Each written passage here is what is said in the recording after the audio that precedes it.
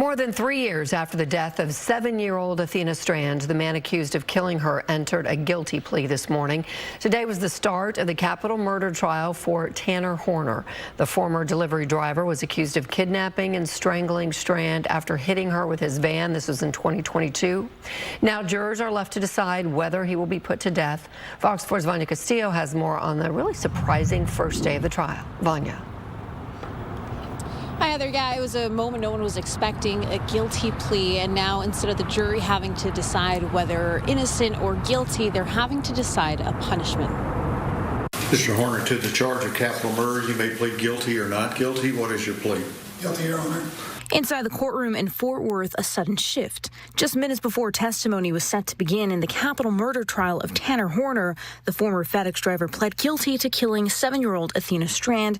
With that, the judge tells jurors their role has changed. So now your sole duty will be to listen to all of the evidence that is going to be presented to you, because you will be using that evidence to determine the proper punishment to be assessed. Horner abducted Strand in November of 2022 from her family's property after delivering a package to her home in Wise County. He killed her inside his delivery truck and left her naked body near the Trinity River, where it was found 2 days later. There was emotional testimony as Strand's stepmother recalled discovering Athena was missing. When did it start to sink in that she was actually missing and not just playing hide and seek?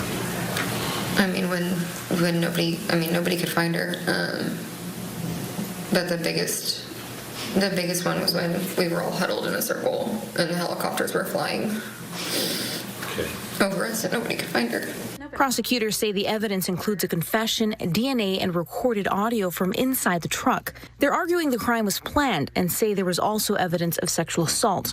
Prosecutors also shared this photo of Strand inside the FedEx truck with Horner in the driver's seat, alert and unharmed, contradicting Horner's claim that he accidentally hit her with his truck and then killed her in a panic. The defense is acknowledging the brutality but is urging jurors to spare Horner's life, pointing to mental illness, autism, and a troubled childhood.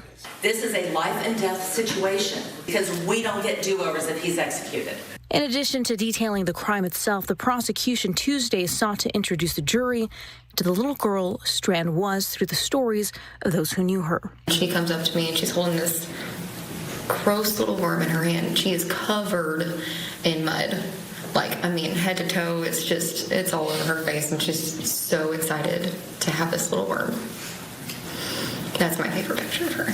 It included testimony from Strand's first-grade teacher about the lasting impact on the classmates who knew her. They were very confused. As 6- and 7-year-olds, they have a really hard time understanding the loss of a friend. Well, testimony will continue tomorrow at 9 a.m. Jury will be listening to Horner's interrogation. Back to you guys.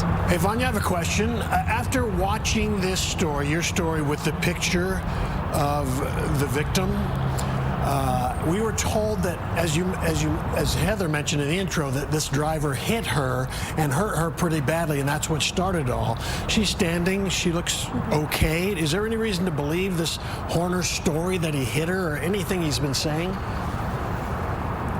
Yeah, well, that's what the prosecutors are trying to make clear. They're arguing that, she was perfectly fine and that it doesn't really match up with what Horner has been saying of it being in panic. So we're expecting to hear a little bit more from the defense on that.